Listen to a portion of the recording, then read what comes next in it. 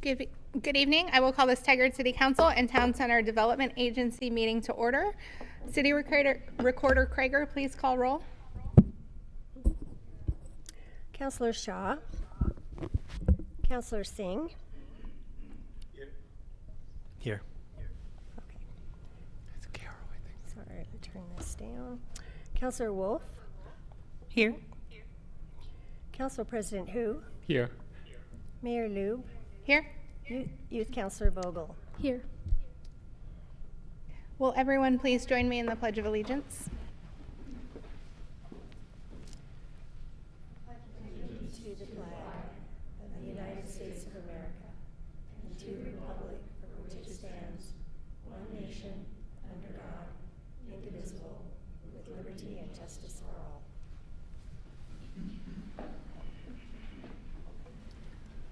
Thank you, everyone. City teammates or City Council, any non-agenda items this evening? None for us, Mayor. Nothing from us, Mayor. Thanks. All right. We will move on to public comment. Those wishing to call in, please do so now to get in the queue. The phone number is 503-966-4101. And we will start with Assistant City Manager Nyland to report on follow-up from the previous meeting.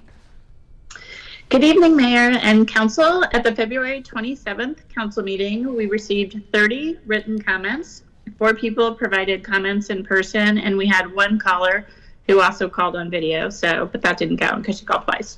So all 30 written comments were related to houselessness and the safe parking program.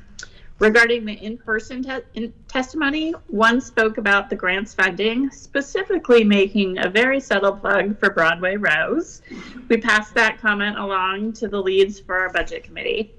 The 2 people provided thoughts about safe lots and opposed having anything located near residents and children. And 1 person was concerned about safety near Bull Mountain, specifically the bike lanes that have been added. And there was 1 caller, as mentioned, who called in to voice concerns about placing a safe lot near residents and children. Her ask was that the city create criteria around siting.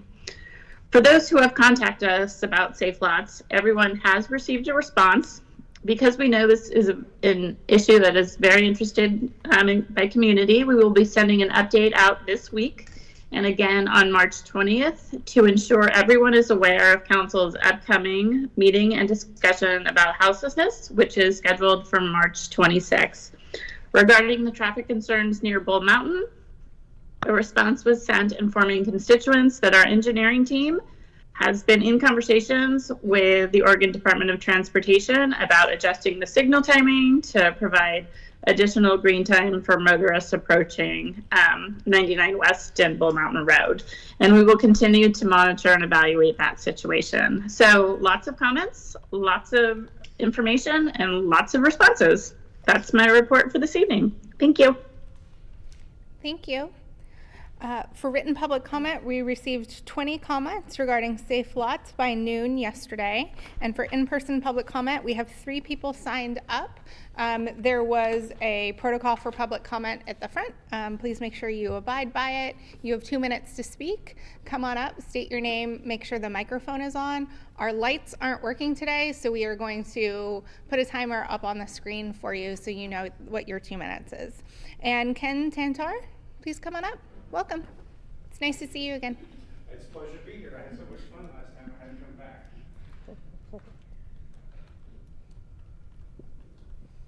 Thank you. I appreciate being here and appreciate the comments that people had regarding some of the statements that I made last week. I would also like to thank Courtney Furman, who we spoke this morning after she sent me a follow-up email, and we delved into some of this information a little bit more. But my name is Ken Tanteri. I've lived in Garden Home for 30 years, worked in Tigard, and recently have moved to Beaverton, and I work in Sherwood, so consequently I get to travel on that intersection on a regular basis. So it doesn't come from afar. I'm a part of the activity that's been going on there, and trying to assist in putting some information out so that people are aware of what's happening. And first of all, I'm not against bicycles, pedestrians, public works, public transportation. I think it's all relevant and pertinent to the vitalness of a community. And so it wasn't that I have anything against, per se, the purpose of the bike lane and the traffic changes, but it's the safety issue that's involved. And Courtney told me this project was started 10 years ago, and a lot's changed in 10 years, except the project. The project stayed the same for the entire 10-year period while the community's changed. The amount of traffic has changed. People's work habits have changed, but the project didn't. And so we're at a position now where we have the project that's been put in place, and we've got some issues with that right-hand turn lane. And it's very interesting because the delineators that are used in place there have blocked that 60 feet of right-hand turn lane. And with that Jackson gas station right there, the amount of activity is tremendous. And this morning I spent 20 minutes there, and when you have semis that are trying to turn onto Highway 99 South, they have to go out into the other two lanes and block traffic completely for them to be able to even make a right-hand turn. And so there's some things that Courtney and I talked about. She said it's all in place.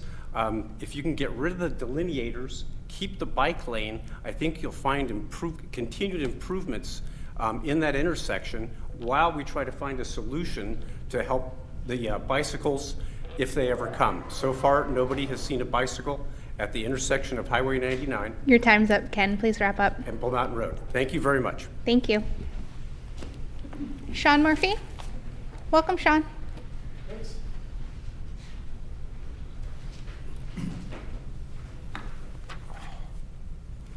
All right, so I'm Sean Murphy, longtime Tigard resident, and nearly 2 years ago I sat in this seat and I asked the council a number of questions about the city-sanctioned car camping program I'd recently learned about called Safe Parking. Two of the questions that I asked still linger to this day. The first was regarding the Tigard homeless population and what root cause analysis had been done, and the second was about the proposed vehicle camping program itself and what safeguards the city would implement to help mitigate the potential for increased crime in these areas. The answer that I received to question one was specious. It had claimed that the lack of affordable housing was actually the root cause of homelessness in Tigard. However, a recent Oregon study had concluded that 58% to 88% of homeless individuals are dealing with some form of substance abuse, and this addiction is shown to be a contributing factor to them becoming homeless. I think when we're discussing the funding and the location of programs such as Safe Parking, it's important to acknowledge this fact. The answer that I received for question two was kind of vague. It claimed that safety concerns were being carefully looked at. The city was being mindful of the location, design, and operation of programs, but no specific information was given to support these claims. I don't currently see a clear plan to ensure that city-sanctioned car camping programs like Safe Parking do not become magnets for undesirable activities which would impact surrounding communities. And given this, I think it's inappropriate to locate these programs in close proximity to homes and schools.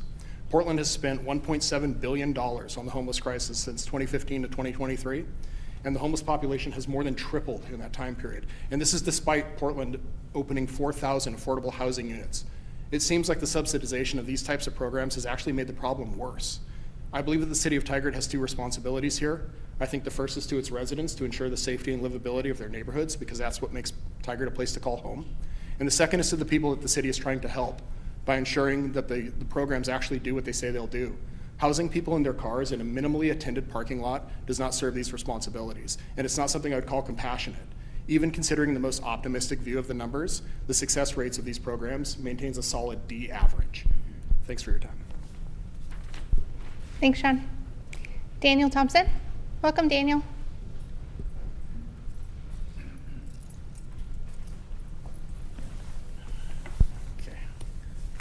Try and keep this in the time zone. I have a few comments to Mr. David Roth's report on February 13th. In his presentation, he stated that stakeholder interviews were conducted. I can tell you that if they were not done effectively. I've reached out to several businesses along Hull Boulevard who would be stakeholders, and they were never contacted. They've been very surprised and concerned with the current plan about Hull Boulevard, and I've become a conduit of information for them. Mr. Roth mentioned open houses. I attended both, made comments along with emailing my comments and concerns. Those have been completely disregarded and removed from public record. One comment I made was to consider roundabouts. At both open houses, Mr. Roth adamantly rejected my suggestion, so I'm glad that someone else with some sense spoke up and got this at least to be considered. With regard to the vision meeting daily travel needs, the current plan falls drastically short. It actively penalizes vehicles and unfairly prioritizes pedestrians and bike travel. Vehicles need every opportunity to be safe. Some minor adjustments can be made without affecting pedestrians, like adding shoulders and eliminating the greenway, which is just an expense to maintain, and create blind zones where pedestrians could be obscured by the trees before they step out and cross the roads. Shoulders give vehicles that little bit of buffer to avoid obstacles in the road. Adding bus pullouts is a necessity to allow traffic to flow. Pedestrian lanes can be reduced a foot or two to allow for these shoulders and bus pullouts without affecting pedestrian mobility. The most recent plan that I saw shows over 10-foot wide sidewalks plus a 3-foot green zone. Typically, sidewalks are 3 foot or less. If you add a 3-foot bike lane, you still have over 4 feet that can be used towards shoulders and bus pullouts. This would give pedestrian vehicles and buses the space they need to commute, all with shoulders acting as a buffer zone to help keep pedestrians' vehicles separate. I know Mr. Roth does not want to consider or accept any suggestions from me, but maybe the council will listen. Including these ideas would better comply with the Vision Zero and bring us more in line with the Safe Streets for All agenda. Thank you. Thank you, Daniel. Mr. Vang, are there any phone callers in the queue or anyone wishing to testify by video this evening? There are no callers in the queue, and we don't have any video requests. All right, thank you. And we have City Manager Reimer for the City Manager report. Well, good evening, Mayor. Good evening, Mayor, members of the council, members of the community, and my teammates that are here. Just a few things, some follow-ups and some new information for you on some things happening in our organization. First, I want to thank our library team and teammates for visiting the Family Promise Bridge to Home shelter recently on February 22nd and 28th. We were able to bring a variety of different materials to the center, as well as our ability to sign up for residents with new library cards. And so we did get some very positive feedback. In fact, parents expressed joy and relief to be able to access our library services again, especially for some of the family games and job skills that they can, the resources that we have through our LinkedIn Learning there. So kudos to our library team for continuing to work with those that are experiencing a variety of issues and right now currently living at home shelter. So, and thanks to Family Promise as well. As you know, we really value our partnership with our local school district, TTSD, in a variety of fashions. And so today, 2 of our teammates were at the district Work Ready Job Fair. We're able to talk about some of our seasonal opportunities working within our organization, as well as some of our full-time career opportunities in public works as well. So thanks to Jessica and Bill for being there. Also back to our library again, thanks to all of our youth services team for, as they say, bringing joy to over 350 students as we visited 12 different schools during the month of February. Just a chance once again to connect our services with our partners at the school district. So kudos to both school district and our team for doing that. As you know, we recently had our What's on Your Ballot event on Sunday, and so just a quick recap. Some of you I know were there, some of you that may not have been. We had about 25 people attend, including 9 teens.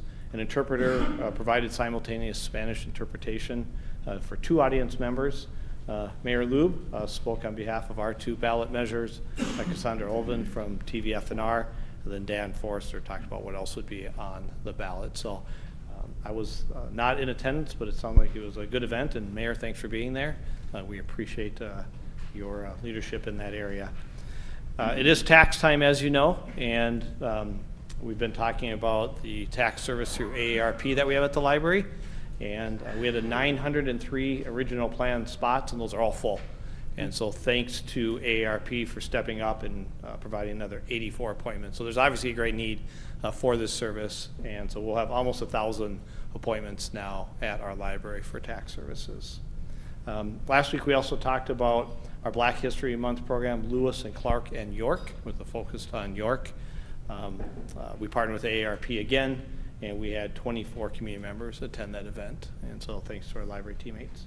And a final one, like we've talked about with Steve Street Park, our Bag Park design is starting, and so over the next several months we will start our community engagement process and looking to get feedback and input on the future of the Bag Park design process. So more to come on that, and we'll keep you up to speed on what we hear from our community members. And that concludes my remarks. Thanks. Thank you. Any questions or comments? All right. We will move on to the presentation of external financial audit by Moss Adams, and we have Finance Director Kang with us this evening. Welcome.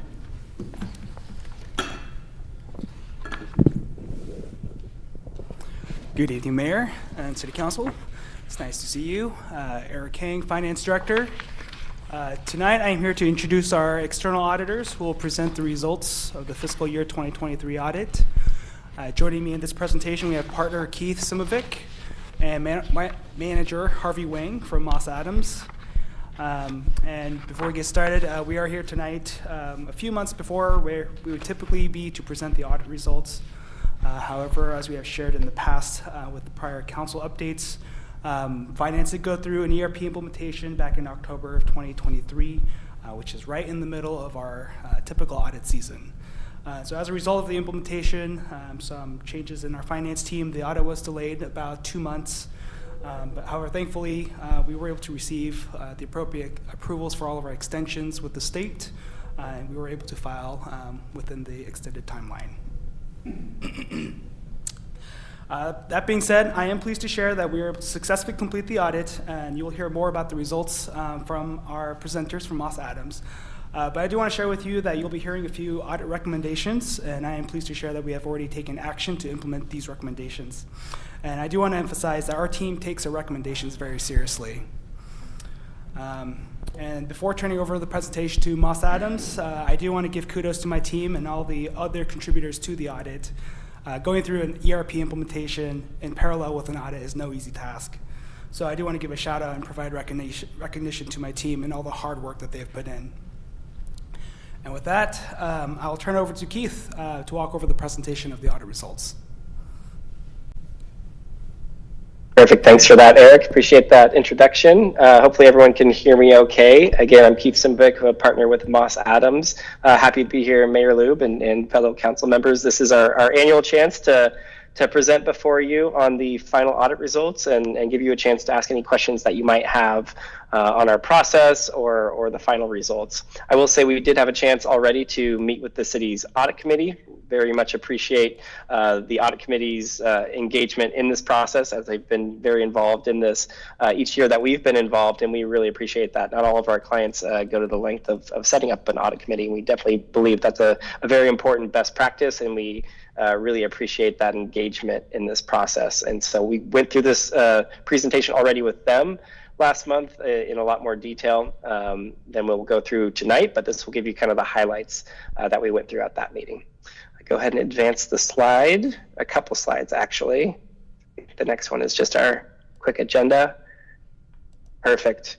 Well, real quick, so it says your dedicated team. This is not everyone that was involved on our audit team. We probably had 4 or 5 other staff and senior auditors that were involved as well, but this is kind of the core group between myself and then Harvey Wang that's here, and you'll get to hear from him in just a little bit, who served as our audit manager and really kind of was in the role of overseeing the team while we were going through our field work and doing our audit procedures and making sure that we're getting through everything in a timely manner and in kind of the fashion and the audit approach that we laid out at the beginning of our audit process.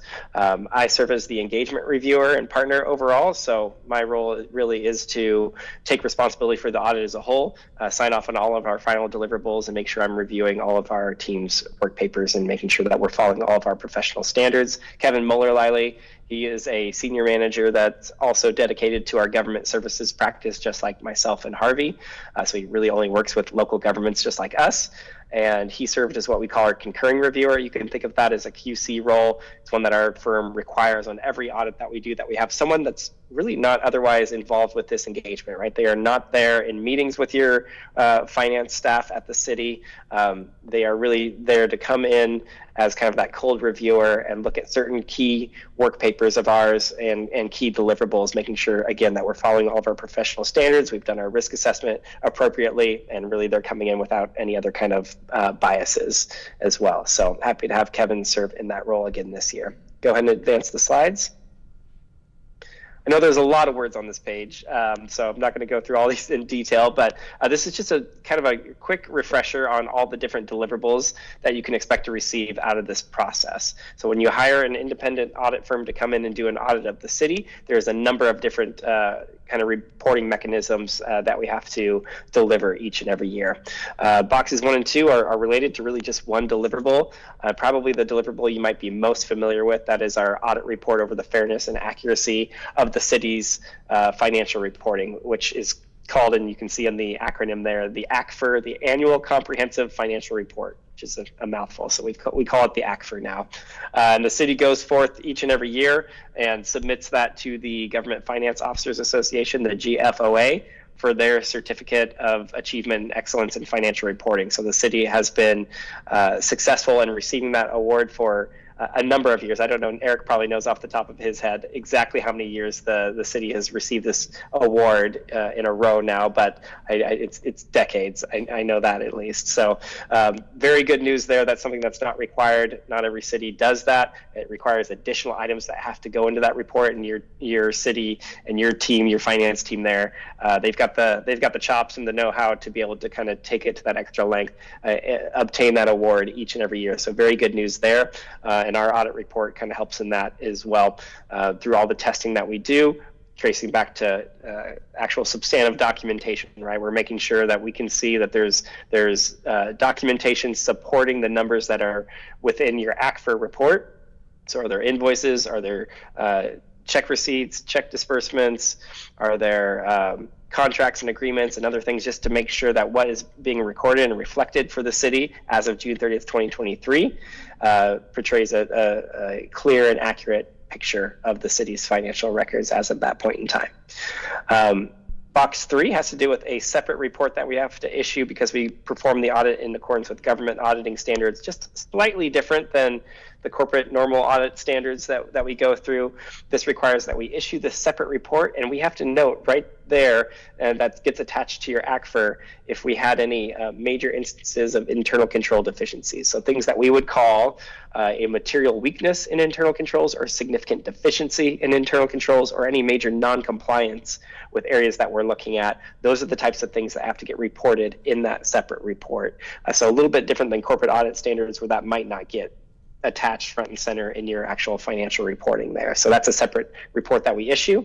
Also, because of your status as an Oregon Municipal Corporation, we have to go through, and the state wants us to look at compliance in certain areas of specific Oregon statutes. If they say, auditor, if you're in here doing an audit of an Oregon Municipal Corporation, you also have to look at these certain key areas. So there's a number of them that we bullet point within this additional report that you'll find attached to your ACFR report. Most namely, where we spend our time is going to be on your compliance with Oregon local budget law, as well as your compliance with competitive bid requirements and procurement rules there. So those are the areas where we're spending the bulk of our time, but there's a number of other areas we're looking at. We have to report out if we note any instances of non-compliance, and that's the report you'll find them in. Finally, because of your relationship with the Town Center Development Agency, we also do a standalone audit report just for that entity. So there's actually a separate financial report outside of the city's ACFR that just shows the financial records for TCDA. So we issue a separate audit report related to that, and we make sure we're, in all of our testing that we're doing, we're scaling our testing just to that specific entity so that we can issue that report. Finally, if you followed me through all that, we have our box 6 there, the communication to those charged with governance. This is a letter that we issue as part of every single audit that we do. It's required by our professional standards to give you, as the governing body of the organization, a little more insight into how the process went. Do we run into issues along the way? Were there audit adjustments or errors that we noted? Or there are other new accounting standards that were adopted during the year? Do we have any recommendations? That's the letter that gives you that additional insight. And Harvey's going to go through the the highlights of that letter here in just a minute. Go ahead and advance the slide. Actually, I think I'm going to turn it over to Harvey for this slide as well. He's going to give you just a little more flavor for how we go through the audit process and get to this point where we can issue an audit opinion. Thank you, Keith. Good evening, everyone. I'll spend the next few minutes provide a summary of our audit process. As you can see here, we typically break it down to these three parts: internal controls, analytical procedures, and substantive procedures.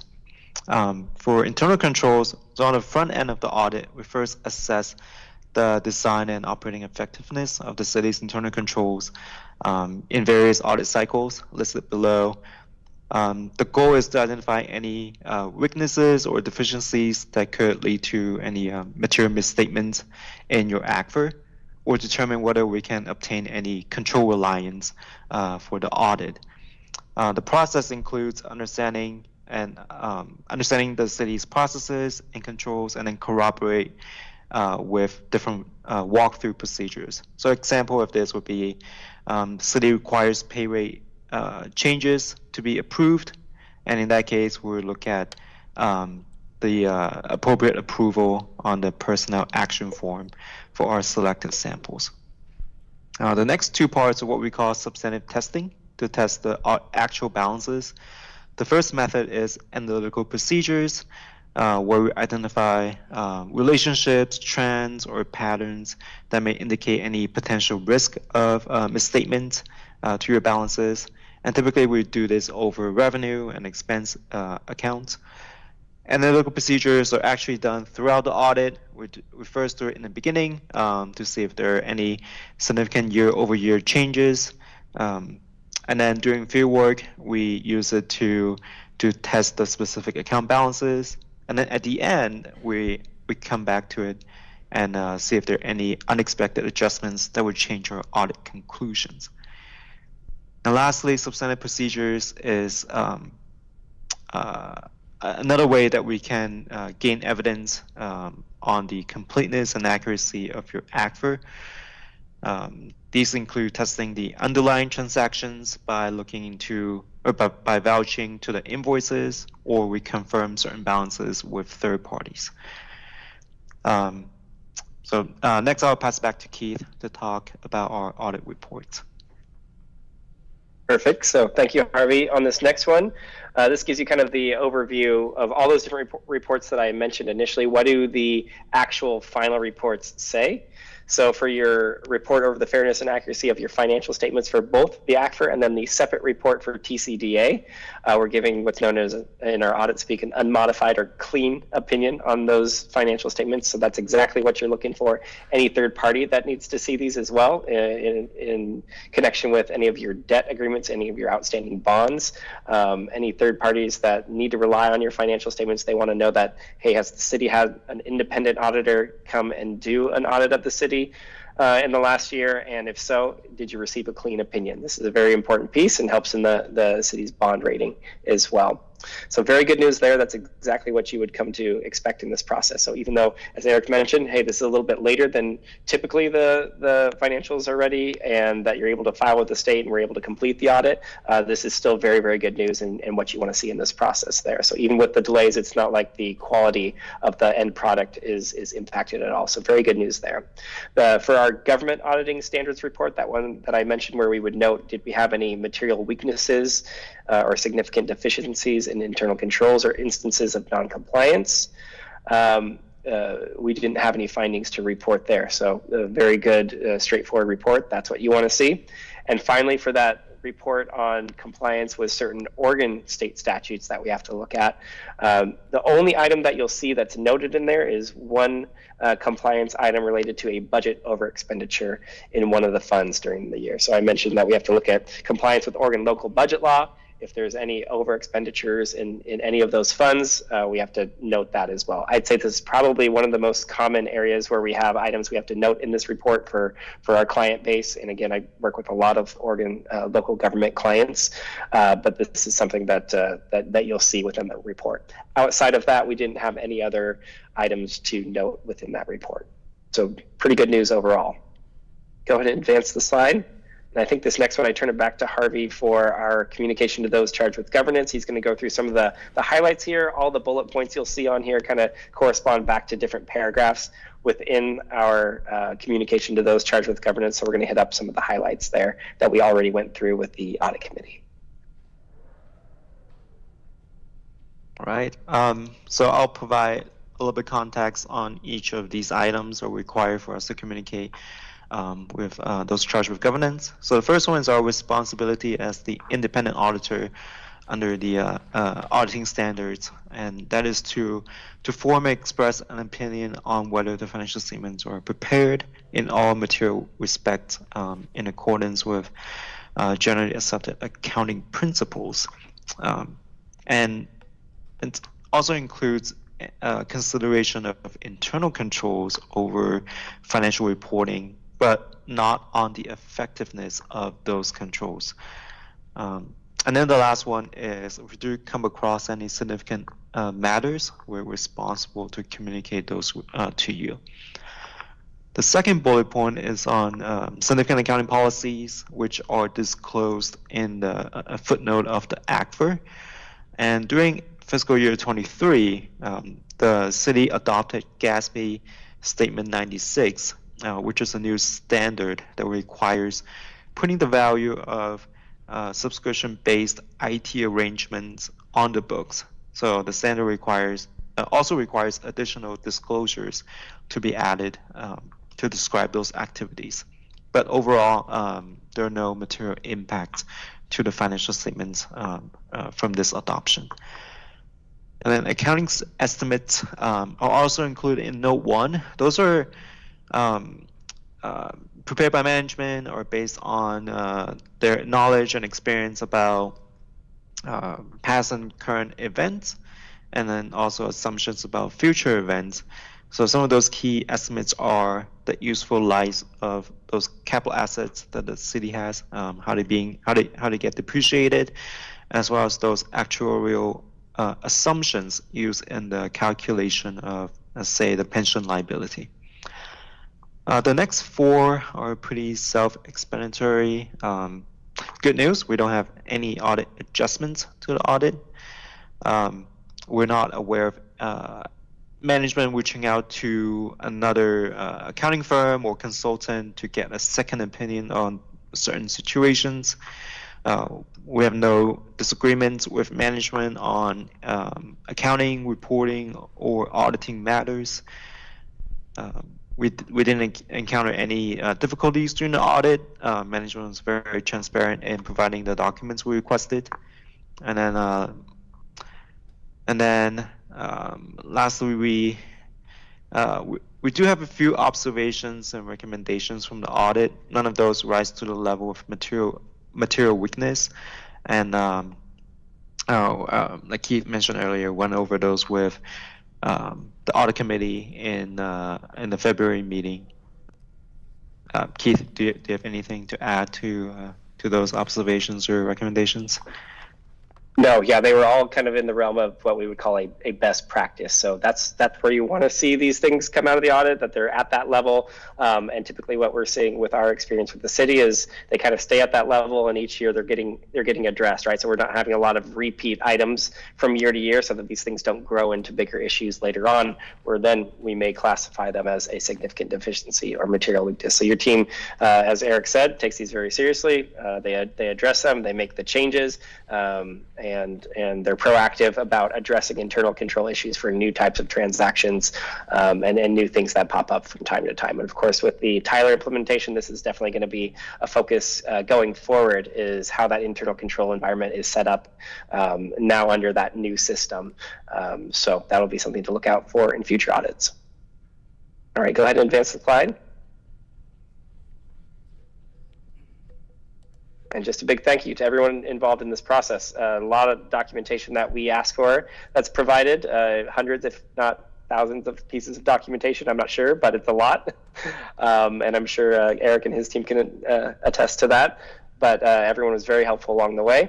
and very open and responsive and transparent. We received everything we requested. We got responses to all of our questions, and really appreciate the all hands on deck approach to the audit process. So thank you, Eric, and your team. All right, with that, I think the last slide is just, we'll open it up for any questions.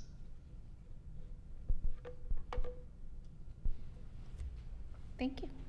Are there questions or comments? Yeah. Councilor Wolf. I was on the whole time. Sorry about that. Thank you, Mayor. And I don't have any questions, just thought I might comment as the council liaison on the audit committee. Thank you all again, and especially to Eric for his leadership in doing an outstanding job. In terms of the audit committee, I think the couple things have already been addressed. The concern of the delay, but I think Eric was very clear of the challenges or the expanded work that our finance department was doing, and that clearly we met the mark in all aspects of the audit. And then there was quite a bit of a conversation as we look at internal controls, and Tyler expands across our different departments, and kind of an IT audit, I think, and how that might need to be expanded, and think about that in the future as our risks expand. And so it was a really, it's a great committee. I think they're very thoughtful, bunch of accountants that are very thoughtful about this work. But I also just appreciate the CAFR itself. I think as most funds and activities, or activities require funds, it's a great resource document for the business of the city. So thank you, Eric, very much. Thank you so much. I know how much work audits are, and to be able to do that, even though it was delayed with the Tyler implementation, is pretty incredible.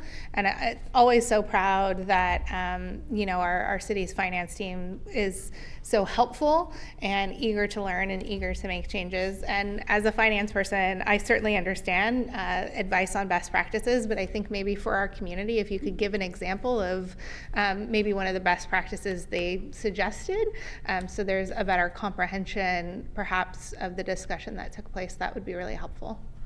Sure, happy to. I just also want to note, just to on the ACFR itself, we will have physical printed copies available for the council. But as far as the best practice recommendations, one of the ones that was key that stood out to us that we felt compelled to address right away was the comment on a change management policy. And so that is an IT policy, but it's also a bit of a people and policy around how we access our IT system and deploy changes into our IT environment. So this is something that I've discussed with IT Director Maya, and she has also been very receptive and has acknowledged that this is something that we need to tackle now.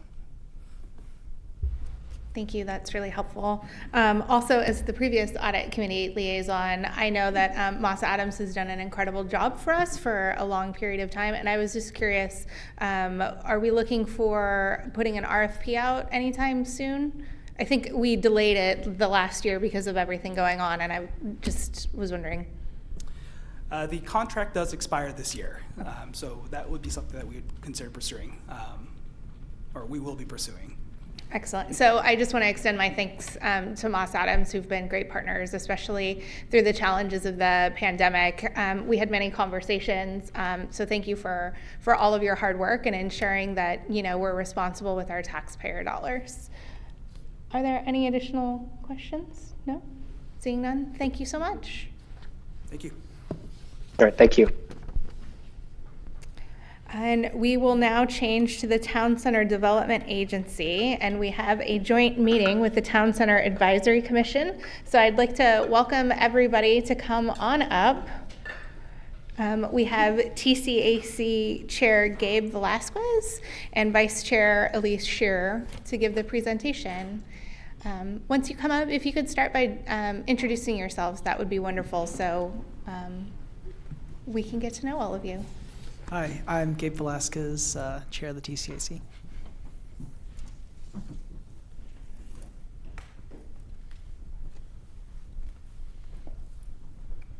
Go down the line, introduce yourself. I'm Patty Lofgren. I'm Daniel Thompson. Chris Shalene, owner and brewer at Cooper Mountain Ale Works. Brian Purdon. Elise Shearer. John Goodhouse. Welcome. It's really great to have all of you here. And I'm Sean Farley, redevelopment manager and the liaison to the TCAC. And Kevin, the next slide, please. TCAC are the dedicated volunteers who are charged with providing recommendations to you, the board of the Town Center Development Agency, on policy, budget, and implementation measures as we revitalize our city center and our Tiger Triangle TIF districts. The TCAC meets annually with the board to discuss its activities the past year and looking forward to the current year.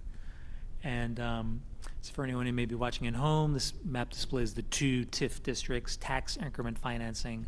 Without getting too much into the weeds, these are 2 areas of the city that we are focusing resources on particular infrastructure projects and different programs to attract development and investment. So I will turn it over to the TCAC now. They're going to talk about their 2023 annual report and their current strategic plan. So take it away. Next slide, please. Equitable business, want to start first? Oh, I'm doing all this slide. Oh. Huh? Oh, okay. All right. Do I start and essentially just read out through all the areas of emphasis? Oh. All right. Well, anyways, let me just go over areas of emphasis. Actually, could I have Chris do this? Because I feel like it's more up his wheelhouse for, at least the equitable business and development part. Okay. Yeah. It was going to be there's slides that specifically deal with each area. Oh, just go to the next slide. Okay. Oh, okay, we'll do that then. Next slide.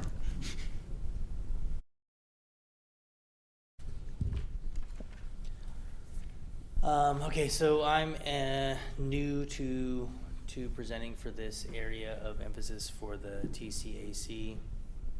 Previously, there were other members of the board handling this. Travis and who's the other? Derek. Travis and Derek. So I don't really feel like 2023 was a big year for actual improvement, but I do want to say that 2024 has already been maybe even massive in terms of the change.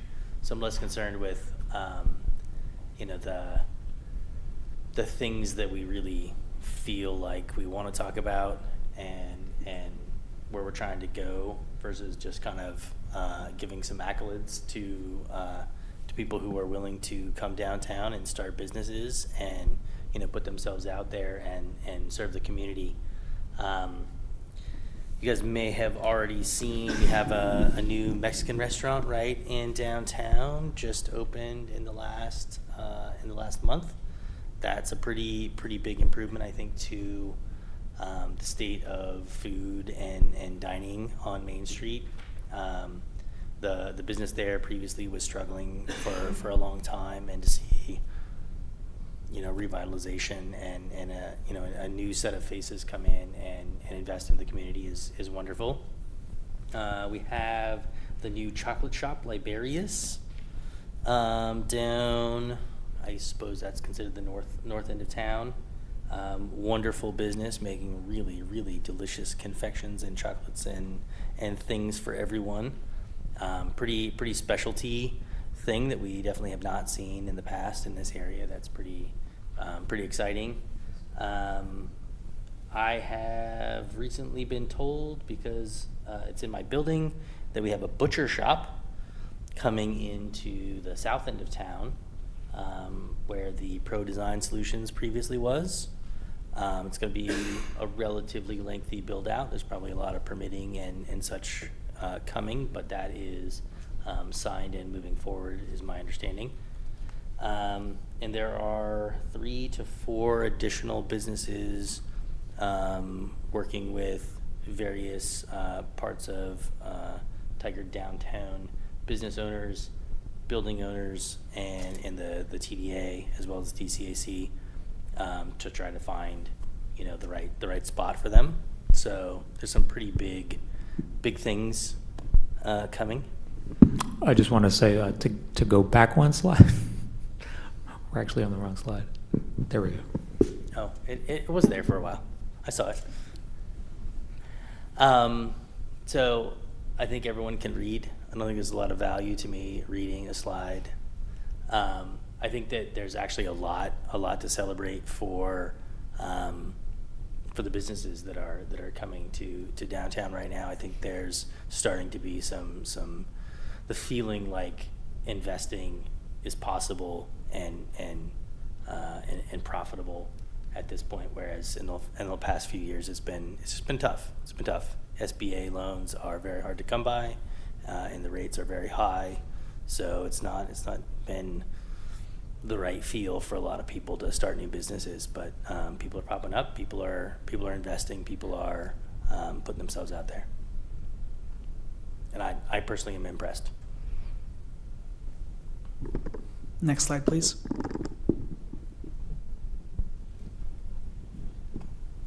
Hello.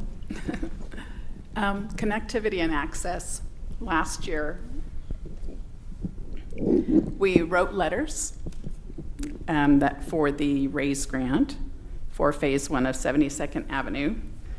And we also supported Hall Boulevard changes. And thank God, the city was awarded $3 million to start planning for Hall Boulevard. So that's wonderful.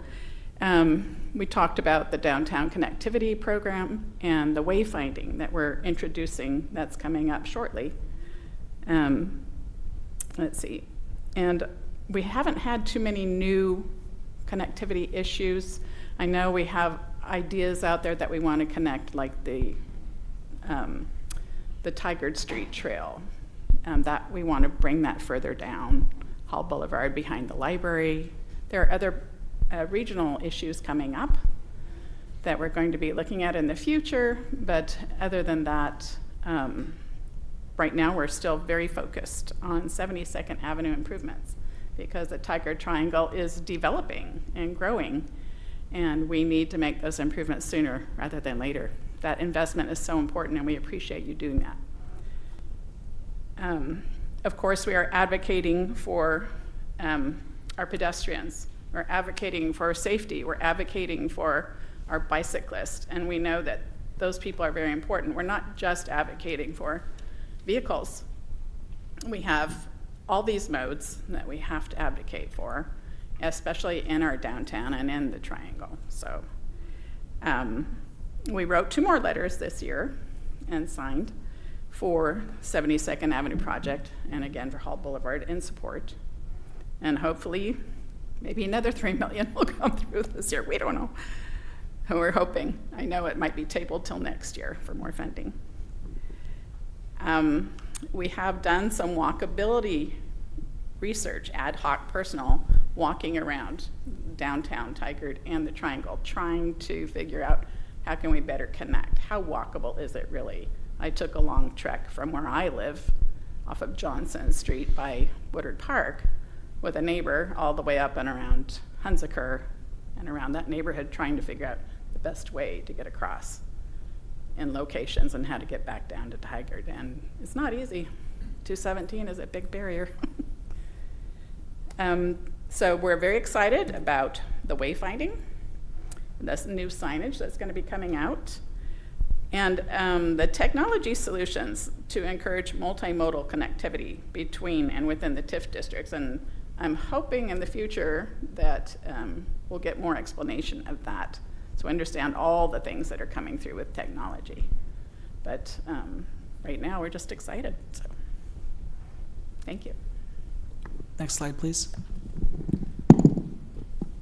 All right. The aspirational goal for affordable housing and houselessness portion of the strategic plan is to see measurable and meaningful improvements in available services that can alleviate parts of the humanitarian crisis that is the houselessness issue. With that, we want to see significant improvements in readily available and affordable housing to address the prominent deficit in rental housing inventory and improving coordination between programs, providers, and funding to make a more efficient system. Our goals for 2023 are amazing. The TCAC recommended $1 million to see assistance grants to the Family Promises Bridge to Home project. Thank you for approving that, by the way. We appreciate that. We then toured that project as well as the Red Rock Creek Commons. We had city staff, the city staff on houselessness make a PowerPoint and a presentation for the TCAC. The TCAC representatives have been invited by Just Compassion to apply for the development assistance. Our action plan for 2024 is to identify liaisons and attend regular housing and homelessness stakeholder meetings while being an active participant in sharing useful information, further grow our collaborative partnerships, and consider providing more development assistance. Thank you. Next slide, please.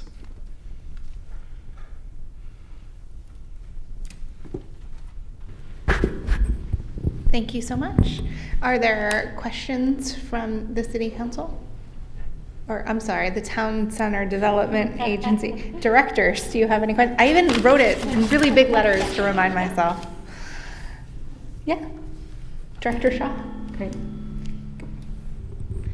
Thank you very much, and thank you for volunteering to be on this committee and the accomplishments you had for 2023.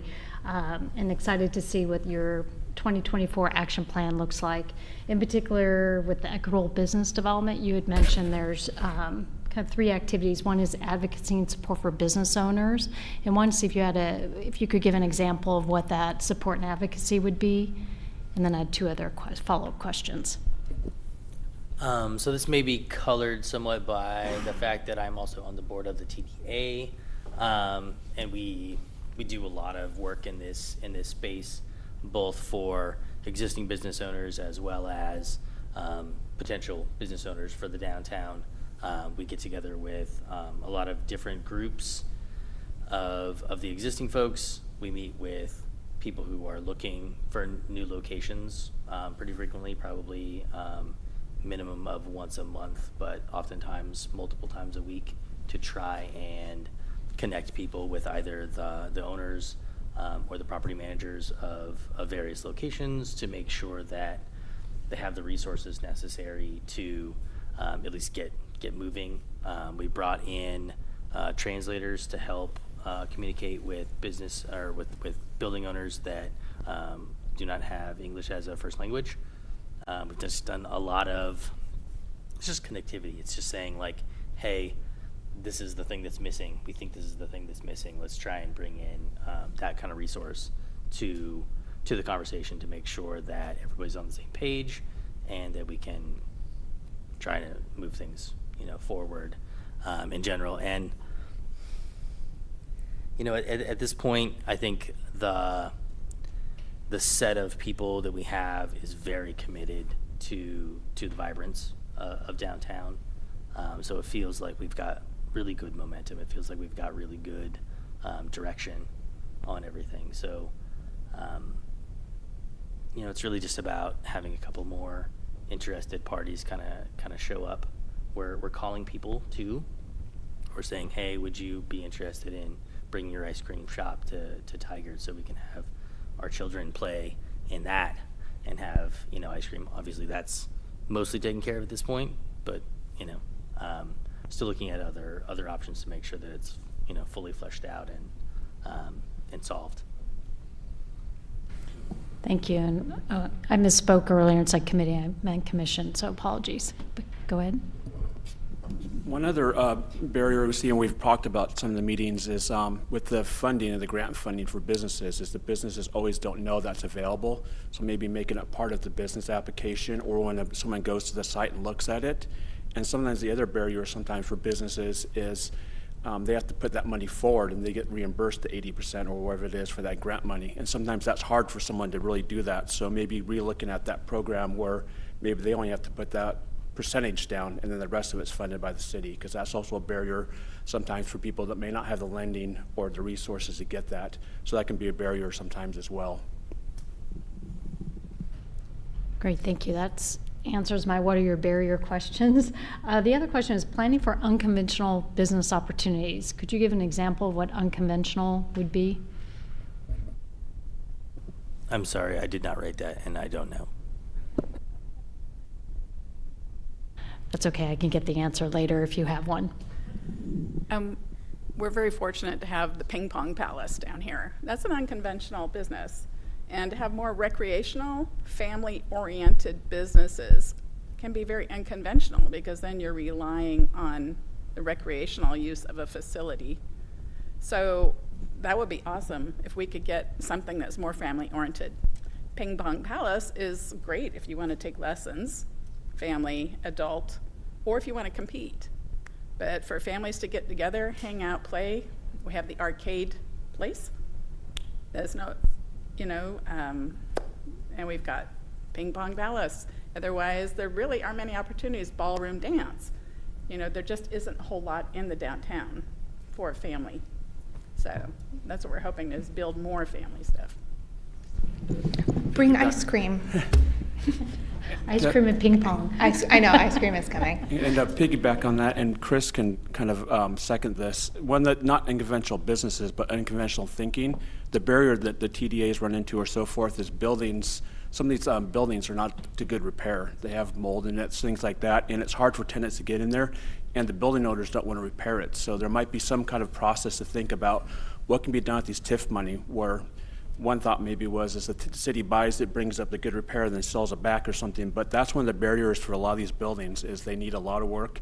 The buildings owners won't do it, and no one wants to lease it, and now they're not even letting people inside to see what it looks like with the conditions. So that's the one things to start looking at a little bit more is how do we take these spaces, because there's like a dozen open spaces, but half those probably are not rentable, and the owner doesn't want to do anything, and no one wants to rent them. So until that gets fixed or solved, nothing's going to change. There's things where the situation is degraded to the point that truly it's not possible to fund building a business inside of it. And since you wouldn't own the building afterward, that'd be a very bad investment for a business owner to come in and say, well, here's $500,000 that I just worked 10 years of my life to build my own wealth. I'm going to give it to somebody else. That doesn't happen. It's not how businesses get built. So for the most part, they're just not going to invest in those kind of spaces. And a lot of these building owners, they're not ready to let go of the building that they've owned for a long time, but they also aren't necessarily willing to do anything to get them rented. Either somebody comes in and says, I will give you the rent money that you'd like, and you invest nothing, or they just don't do it because it's a relatively small amount of money that they're paying every year for taxes, and they can just leave it empty, and that's not good for the downtown. Empty windows, it's pretty terrible, especially the bigger the window. The bigger the window, you can see inside, and it's just empty. There's nothing there. There's no change. There's no improvement. There's no next steps. So that's not a bad thing. I've certainly seen that. I'm from Humboldt County, Eureka, California, and in our town, a number of really, really beautiful old Victorian style buildings got bought by the city, paid for renovations, and then resold at a profit, honestly, in most cases. So I don't know if that's technically possible with the charter of the TCAC and the TIF district money, but perhaps. Maybe with the Main Street USA program, Oregon Main Street program, there's funding available there, but we have to have partnership agreements. Yeah. Not full buying of buildings that I have seen, but there's money available to fund some improvements. Great, thank you. And perhaps those could be even added to the 24 action plan that you all have created. And then just my last question is kind of common question. Very excited about the multimodal activities. And also there could be a connection between the analysis summary of parking survey and multimodal. So something just to consider. But again, I also want to thank our staff, Sean Farley, for everything you've done. Thank you.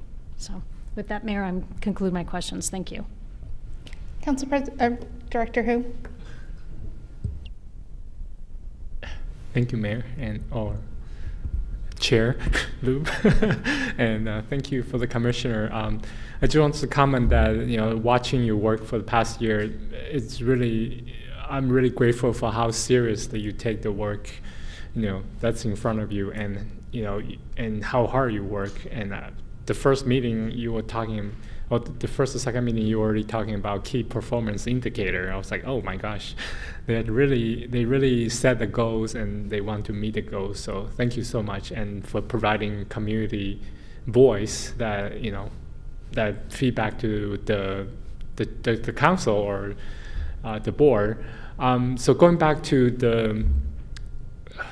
the barrier, you mentioned that some building owners may not necessarily want to sell. So I just don't know, if they don't want to sell, then how could the city make them sell? So last year I was talking, I was not actually joking last year when I say, of course we want to offer a carrot as much as possible, as often as possible, to encourage people to develop things.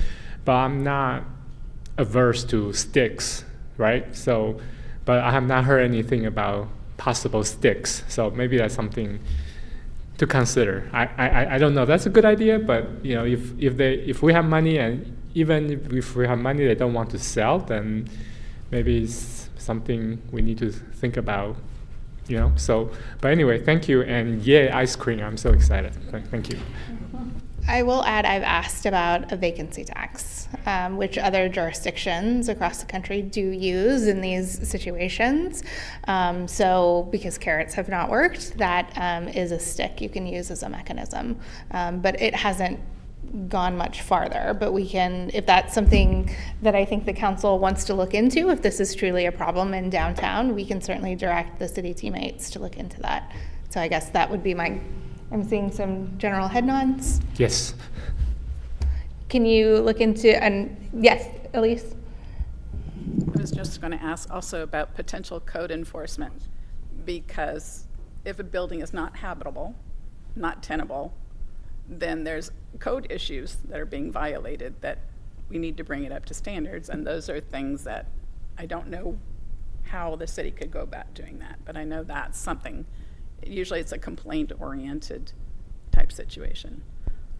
Yes, they are complaint-oriented, and I will say for individuals who fear retaliation, you can use my name as the complainant to get the violation in, to get it investigated. So I can be the biggest complainer in the city. That's fine. So if that is going on, that is one way to start that process. But I think as individuals, we don't know which buildings that is. You are on the front lines, so that is another option. Additional questions or comments? My question is, what can we do to support your work over the next year? How can we show up for you and make sure that you're successful? I think further dialogue between both of us is probably going to be the easiest answer that I can give you right now. There's going to be a lot of issues that pop up that will alert you to, and so on and so forth, vice versa. Great. And I do also want to echo Director Hu. It's incredible to see the amount of work that this committee does and how serious you are and how much you care about the vibrancy of our downtown and our Tigard Triangle district. It's made a huge difference.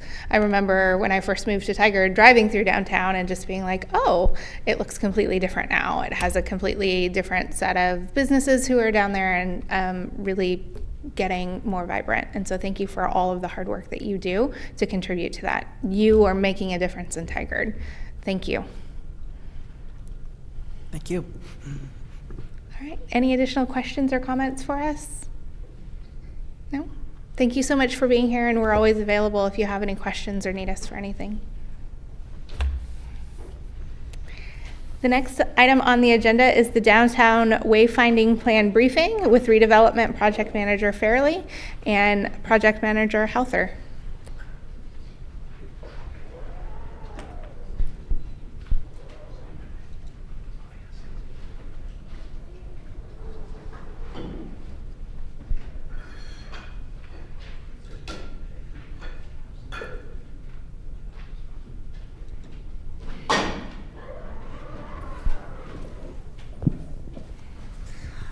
Good evening again. Sean Farley, Redevelopment Manager, and with me is...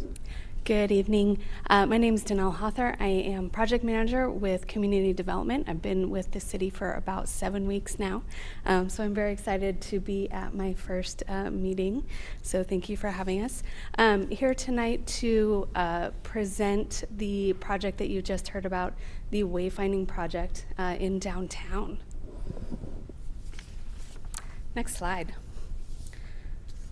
So wayfinding is a lot more than just signage.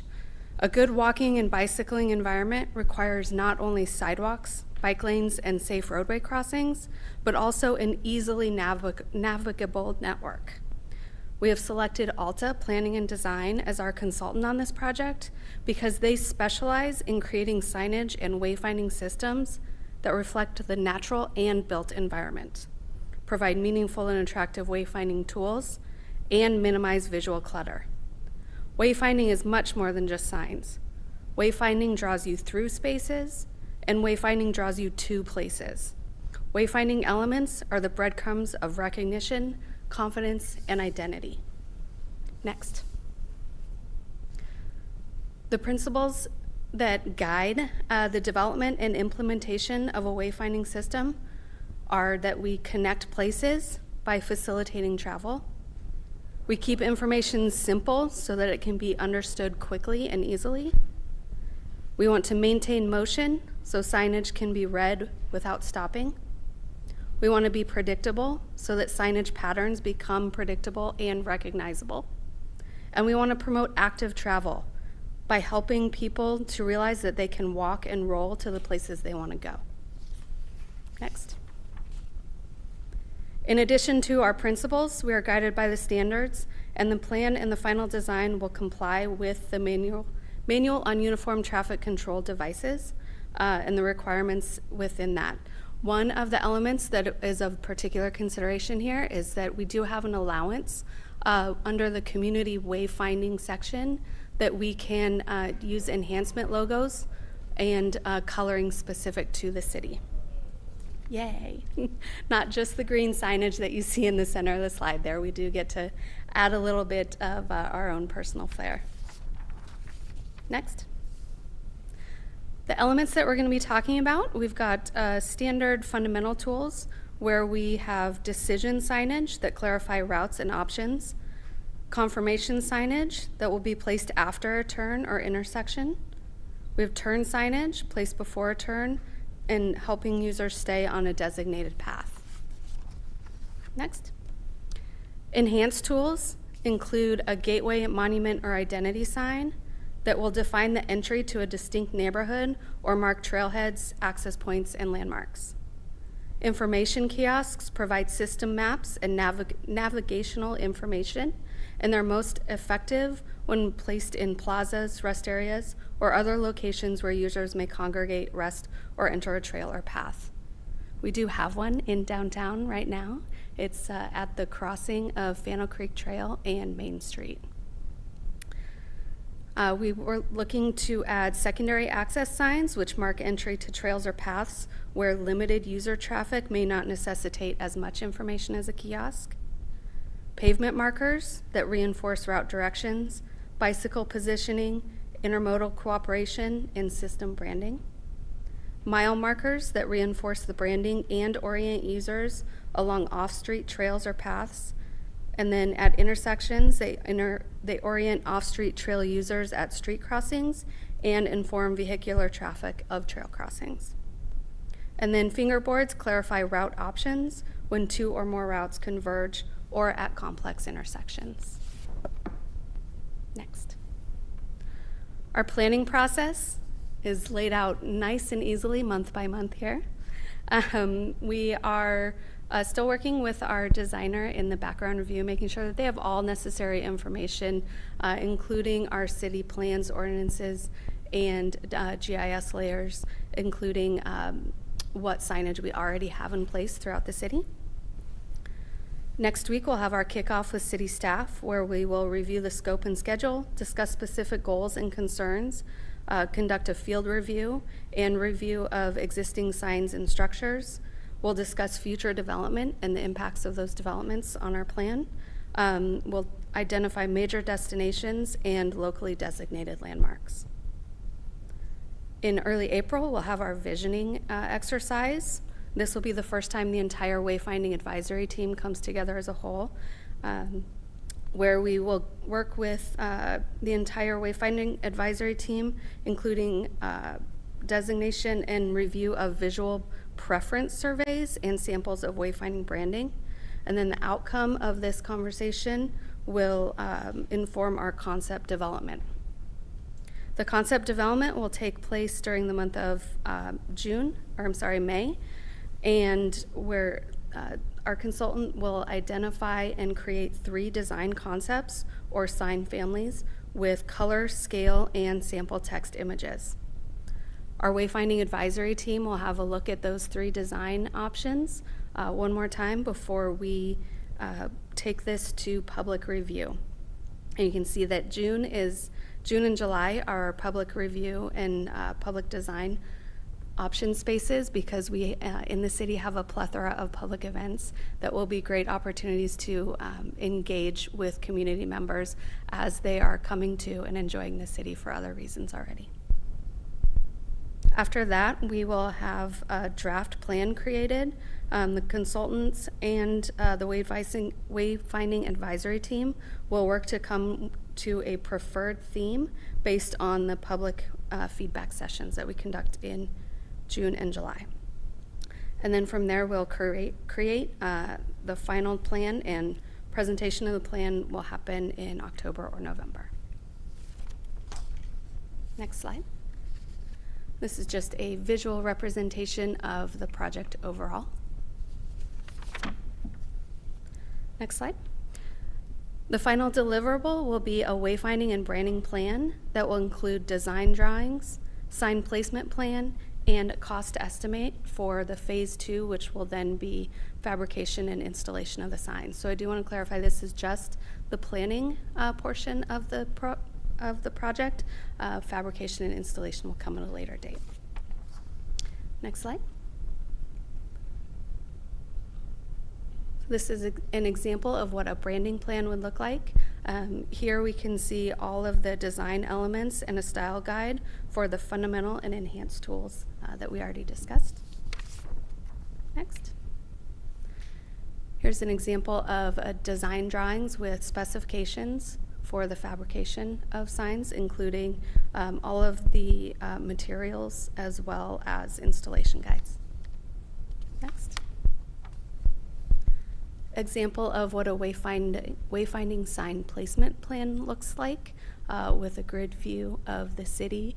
And then here's where we identify the directional signs, the turn signs, all of the tools that we identified, and the direction and orientation of placement of those. Next. Our wayfinding advisory team, we've got exemplary representation from across the city, including planning, engineering, transportation, parks, trails, and streets. We have representation from our Tiger Transportation Advisory Committee, our Town Center Advisory Commission, Tiger Downtown Association, and Tualatin Hills Parks and Recreation District. Not only are they our neighbors and have interest in our directions and wayfinding with the intertwined system, but they've recently gone through this process. And not listed, but also part of the project, is the Chamber of Commerce. Next. And that concludes our presentation, and welcome any questions you might have. I'm so excited that it's going to hopefully be in Tiger colors and, you know, those sorts of things. And really, I think these sorts of things, the wayfinding has a way of perhaps giving the downtown district like an actual identity and personality when you know you're in downtown because of the way that these signs are and these signs in this area. And much like, you know, the Town Center Development Agency we just met with, talking about bringing businesses in and the vibrancy, really giving that identifier and that personality, I think is going to be really incredible. So I just wanted to say that. Are there additional comments, questions? Yeah, Director, are we Director Shaw? Yeah. Thank you. Excellent presentation. Excited too, and I was fortunate to hear about this through the Tiger Transportation Advisory Committee and gave the directors a brief overview. With regards to sign placement plan, my understanding is we talked about was going to be downtown, but the presentation here makes it sound like it could be maybe citywide. Is there going to be a pilot program downtown, then it moves citywide? What about locations? Sure, thank you for that question. So the project as designed is being funded through our TIF district. So we are working exclusively in downtown for the planning. However, one of the conversations we had with our consultant is we need the tools to be able to continue this branding and roadmap throughout the rest of our areas of the city of Tigard. Director Hu? Thank you, Chair Loop. Thank you for your presentation and welcome to Tiger. And one question, so one of the design principle is to promote active travel. I really like that. So what are the design elements that are different from what we have now that actually tell people that you can make it by foot or you can do it by bike? So what are the example design elements? Thank you for that. A couple different design elements are going to be really encouraging of active transportation. The mile markers and distances. We often find that people are more willing to take a journey by foot or by pedal if they really have a good understanding of how far that or what the undertaking is going to be to get there. The other part of active transportation is making sure that the signage is appropriate to the users. So signage for pedestrians and bicycles are going to be very different than signage for vehicles because they're going to encourage off-street trails, wandering towards places like Universal Plaza and public gathering spaces. We also know within the city we've got things like the Heritage Trail and the Art Walk, and being able to incorporate more elements of the city that people can explore and enjoy that they wouldn't necessarily be able to reach or access just by vehicular traffic. So being able to tie all those elements together really will give people a way to navigate through the trail system, through the sidewalks, through the designated pathways that we already have, as well as engage on a more direct manner with our businesses and with other items in downtown that they might not even know are there without being able to see on a larger scale. The maps that will be included on the kiosks will be pedestrian and bicycle oriented. So a lot of the markers, instead of seeing the big maps where the primary features are going to be your roadways and your parking, we're going to have primary features being those places that people can go to gather, people can walk to, people can experience nature, and people can connect with the artwork that is scattered throughout the city. Thank you. And I noticed one of the design concepts, in addition to mile marker, you also have time to get there. So when I was hiking in New Zealand, that's all they have, just time, which is kind of weird to me. They said 10 minutes here. But does that also help people to want to walk more if there's a times? Absolutely, especially as you get more people who are have different leg lengths and different strides and are all using step counters and trackers, and a lot of fitness goals have turned into time-oriented, like Play 60 or Walk 20. There's programs and a lot of encouragement to do more time-based activities, especially as we work with our communities for aging in place, for more mobility throughout all phases of life, as well as maintaining a healthy balance.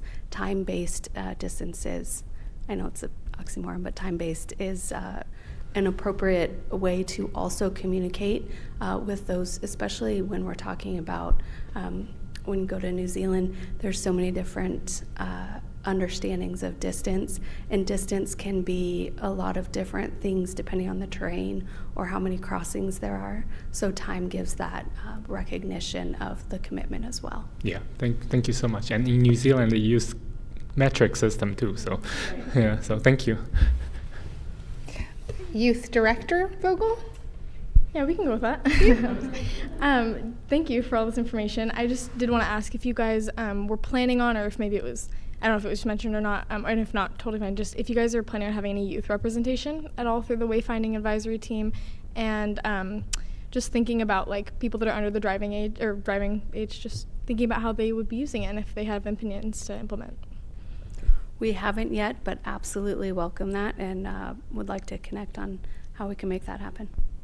Oh, perfect. Thank you so much. Director Singh? Thank you. Thank you for the presentation. I'm really excited about this as well. I was going to build off just the public engagement process. Curious, it looks like there's 1 or 2 months that y'all will be sort of going out there and festivals and things like that, but just wanted to hear if you have any more information in regards to that process. Like, will there be surveys and ways to engage the youth and seniors as well? Absolutely. Thanks for that question. One of our primary goals in targeting the June and July events is because the public events in Tigard really draw a variety of our community members, not just those who tend to live and work really close to downtown. So we're really excited to get that engagement from all of our community members, as well as those who frequently visit Tigard.